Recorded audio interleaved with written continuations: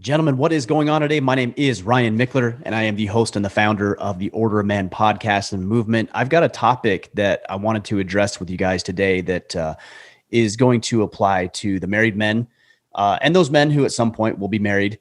This might be a cautionary tale, a word of warning, hopefully some sage and sound advice that will help you on your path, whether you are engaged or will be married at some point, or maybe you're a newlywed or even 5, 10, 15, 20, 30 years into your marriage, because today we're going to be talking about the challenging evolution of marriage. And marriages do evolve and relationships change and priorities are dynamic and they're moving and they're adjusting. And if you believe as a married man that it's always going to be the same at 40 years old that it was at 20, while you're teeing yourself up for failure. So we're going to talk about this today.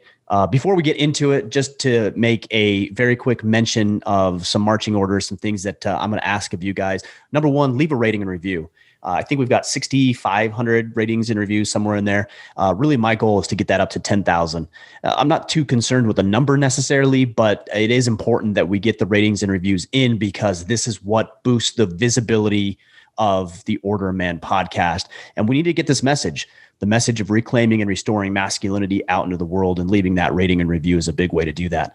Also, go check out our Battle Ready program. This is a free course that we've set up that's going to teach you exactly how to plan and strategize and accomplish more in a 30 to 90 day window than most men accomplish in a year or even have their entire lives. So that's the Battle Ready program. If you go to orderofman.com/battle ready, you can check that out. All right, guys, let's get into the discussion about the challenging evolution of marriage. Like I just mentioned a minute ago, marriages are changing, dynamics are evolving, people are maturing, priorities are shifting. And we have to be aware that in our romantic and intimate relationships, that it's not always going to be the same. So I've got 5 points that I wanted to make with you today that I think will help as you mature and you gain new experiences and perspectives. And she does as well. We're going to talk about these subjects. So number one is there's got to be a realistic expectation. You know, the most frustrating times in my life and challenging times are when my expectations of a circumstance or an event didn't align with reality. And a lot of the times we come into these relationships thinking that because we're newlyweds or, everything is just bliss right now and it's beautiful and it's amazing and you're in love and you're attracted physically and emotionally to each other, that it's always going to be like this. Guys, it's just not. It's not always going to be as easy as it is right now. It's not always going to be blissful. You're going to have arguments. You're going to have disagreements. You're going to have philosophical conflict, different ways that maybe you want to discipline children or the way that you want to pursue the rest of your life. It's gonna be challenging, and there's going to be friction. You have a woman in your life who comes to the table with a completely different set of circumstances and experiences and cultures and beliefs and narratives. Some are healthy and positive, and some are not, just like you. And so we need to understand that whatever's happening in the moment is going to change. It's going to get better. It's going to get worse. It's going to go up. It's going to go down. And if you don't realize that, there's a false expectation and you're teeing yourself and your wife or your future wife up for failure. So let's be honest with it. Let's be real. Marriage for me has been an incredibly abundant blessing. I can't imagine doing life without my wife. She inspires me. She motivates me. We are partners. We walk hand in hand. We raise our children together. We have goals and desires and ambitions and things that we want to do. We want to take on the world the same way almost 17 years into the marriage that we did when we first got married. So it's been incredible, but it's also been very challenging. And so a lot of times when newlyweds or those who are getting married will ask for advice, everybody will give them the soft, fluffy bullcrap answers. And then they're met with the new reality that it's not always bliss. And sometimes it's painful and there's a lot of friction and it's challenging and there's highs and lows and ups and downs and managing expectations. So be real about that. That's number one. Number two, you have to be vigilant. All right. It's very easy to fall into ruts. You get busy, she gets busy.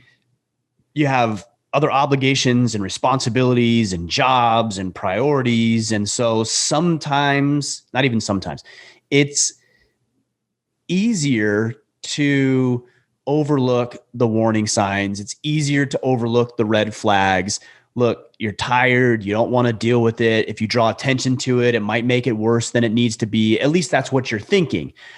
And yet, if you don't address these issues that come up when there's a conflict, when there's a disagreement, my wife and I just last night got into a disagreement, and it turned into an argument. And then I stopped for a minute and I just took a step back and I realized, okay, this is not working. And I told her this. I said, let's both just take a deep breath. Let's just go our own way for a minute. We'll come back. We'll reevaluate this. And we did. We were both stressed out about some things going on. And so we both took a step back. We came back into it. But I was vigilant. And you need to be vigilant.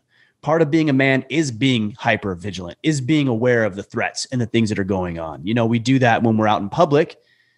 You're scanning the environment, at least hopefully you are. You're scanning the environment. You're looking for potential threats. You're being aware. These are the things that we're naturally inclined to do. But a lot of us aren't doing it in our marriages.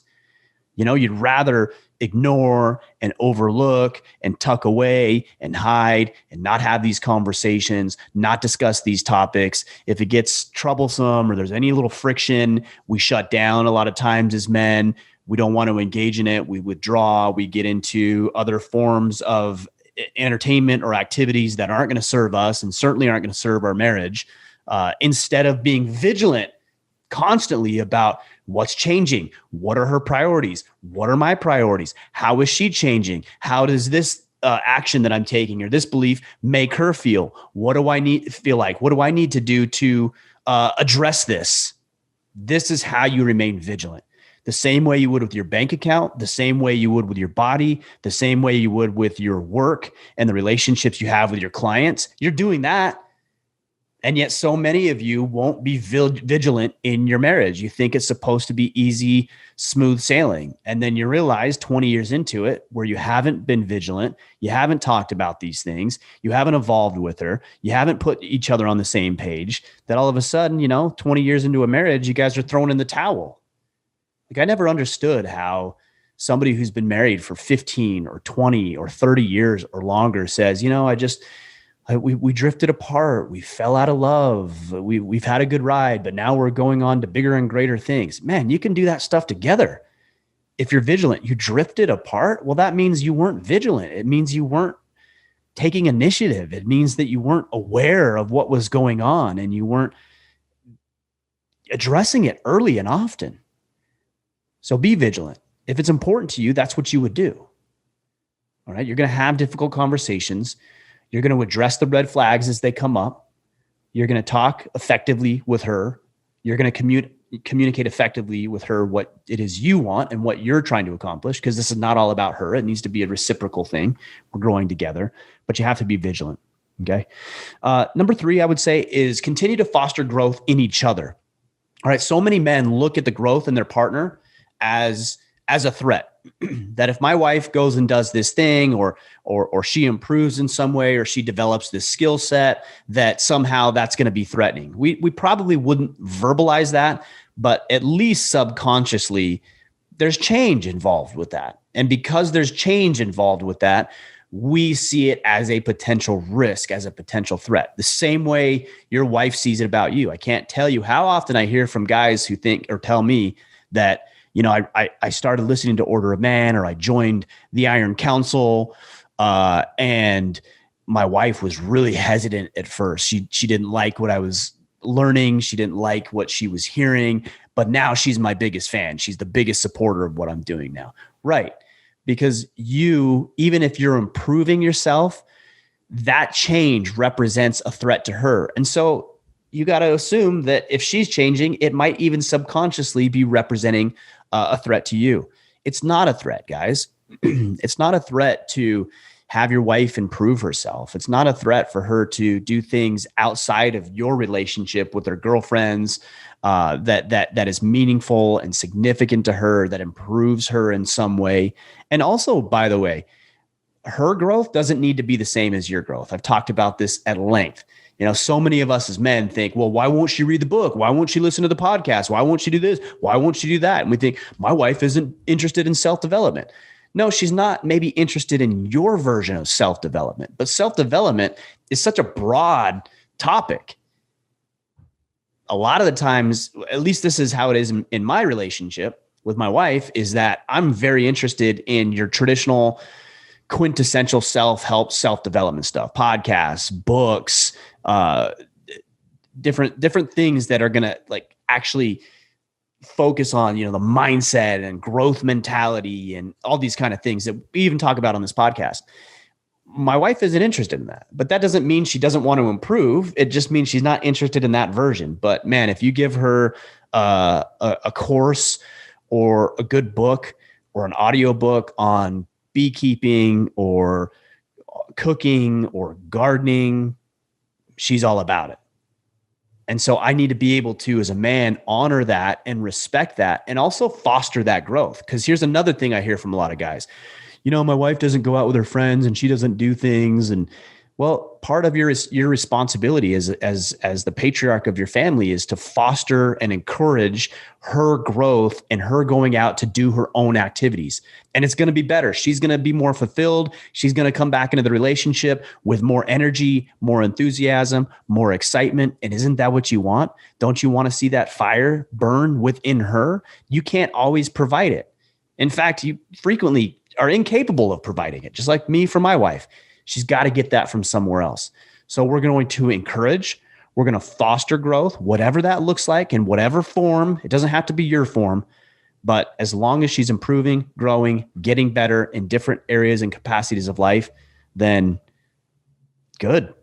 That's what you want. And that's what she should want from you. So you have to be able to explain that to her, that you're going to do things that are interesting to you, whether it's hunting or woodworking, painting, tactical training, jujitsu, all the things that we've talked about here on the podcast over the past 6 years. But honor that in each other, celebrate it, foster it.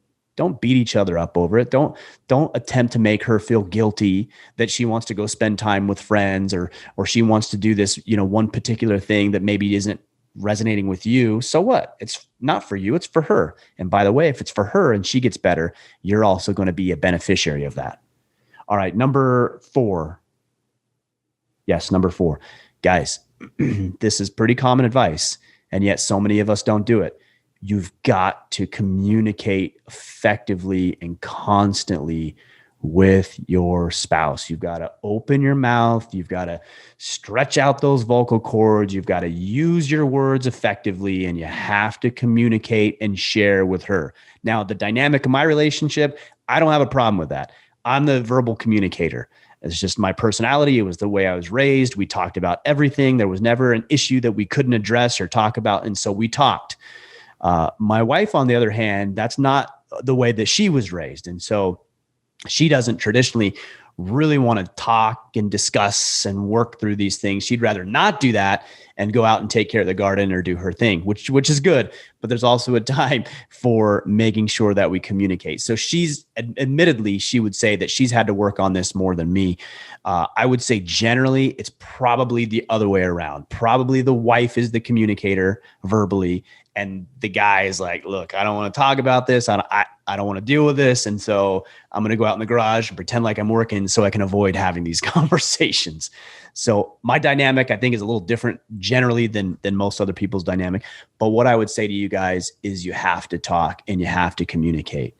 Okay. And if you struggle with communication, then it's on you to make sure that you are scheduling time, that you're setting time aside, that you're communicating effectively, that you're not being aggressive, that you're being assertive. You're not going to be passive or aggressive. You're going to be assertive. There's a great book called The Assertiveness Workbook you can check out if you want to develop those skills, but you need to be assertive with these things.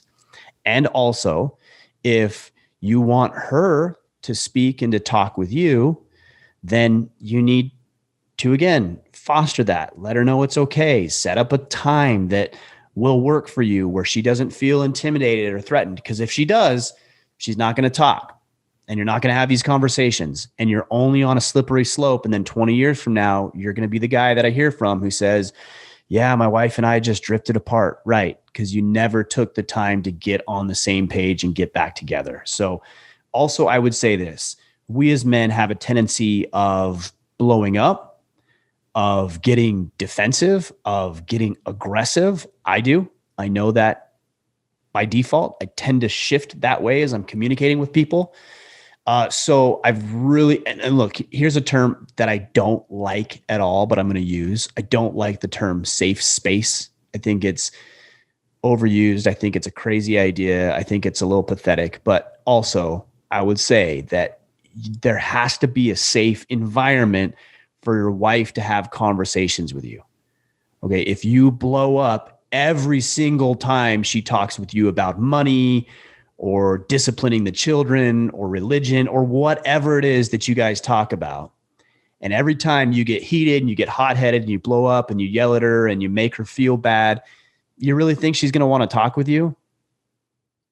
You really think you guys are going to get on the same page? Of course you're not. So don't do that. Create a safe environment where she feels comfortable talking with you. And isn't that what you want?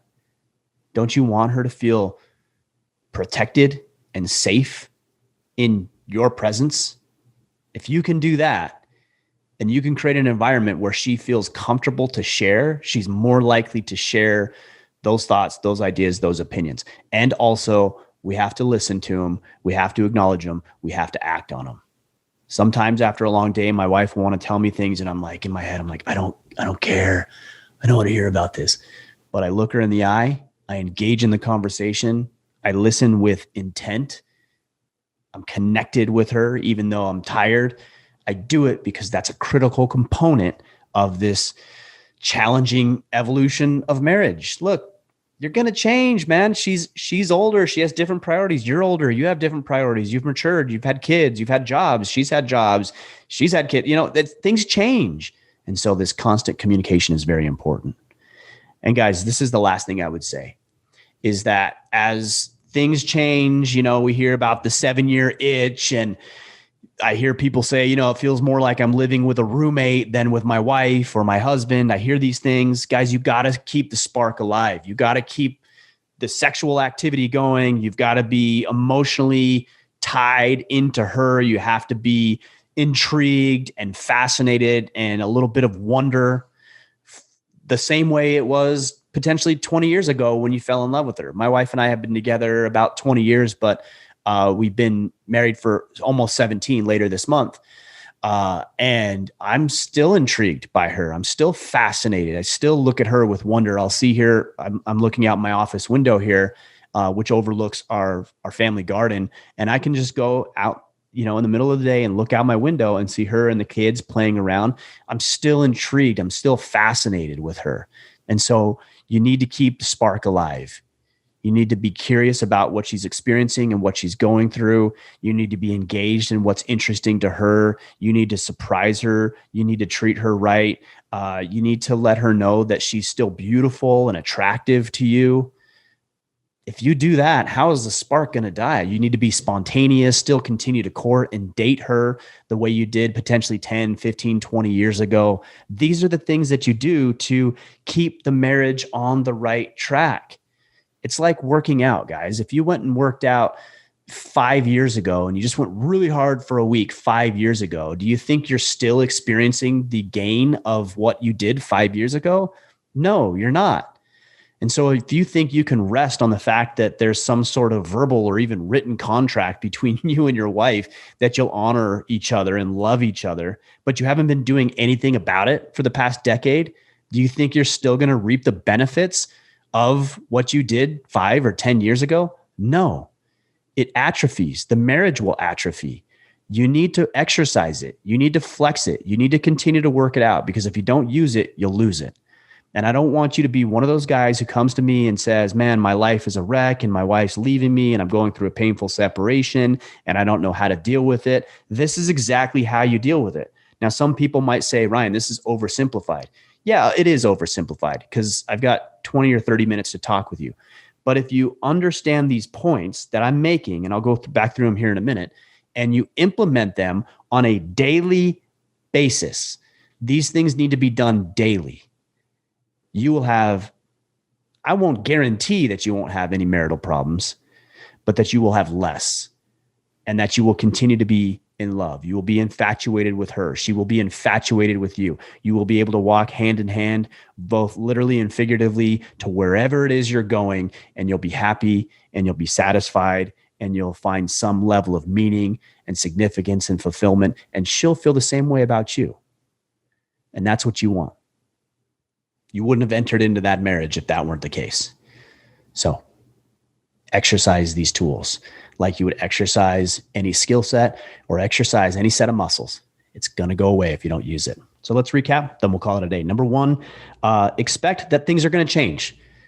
She's going to change. You're going to change. Priorities, maturity levels, et cetera, et cetera. You've got to expect it. Okay. Number two, vigilance. Every day, vigilance. I have to maintain this. I have to keep involved. I have to keep going. I have to keep experimenting with what works and what doesn't. And I have to be anxiously engaged in this marriage. Number three, foster growth in each other. Remember, it's not your growth that she needs to do. It's not her growth that you need to do. You need to foster her type of growth. She should be fostering your type of growth. And if she's not, by the way, maybe it's that you haven't done a great job communicating how this can be valuable to her and the family dynamic. Because look, sometimes, like if I want to go train jujitsu, for example, that means I'm not going to be here at home with her and the kids. So that might be threatening to her, right? She wants me here.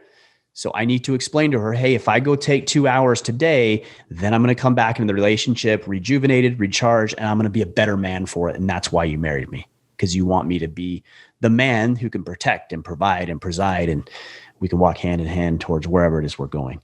Number four, constant communication. If you're not the communicator, work on being the communicator. If she's not the communicator, then you need to create a comfortable, safe environment where she feels comfortable enough to be able to have these types of conversations that you need to have every day. And then the last one is keeping that spark alive by being infatuated with her, also by being attractive to her. Like if you're a fat slob and you've been sitting on the couch for the past decade and you're 50 pounds overweight and you're not moving the needle at work, she's going to go run off with the dude who's, jacked and has potential and is making money. And like, that's who she's going to be interested in. So you be that guy. And not to mention, that's just a better way to live life anyways, let alone you're going to be more attractive to the woman you love. Think about that. If you're 50 pounds overweight, you got to get rid of that spare tire, fellas. If you're not advancing in your career, yeah, man, you got to develop those skill sets so you can continue to advance in your career. You can make more money. You can have more experiences. And I'm telling you, when you have more money, you can go on more vacations. You can have more experiences. You can have more time off to be with her and the kids. It's just better. So develop those skills so that you can continue to be attracted to her so that spark stays alive. So there it is. Let me know. Let me know what you think of that list. Let me know if I missed anything. I missed a lot of things, I'm sure. Some of you guys have additional tips and strategies and techniques. Cool. Let me know what they are. Connect with me on Instagram at Ryan Mickler. Shoot me a message, screenshot what you're listening to.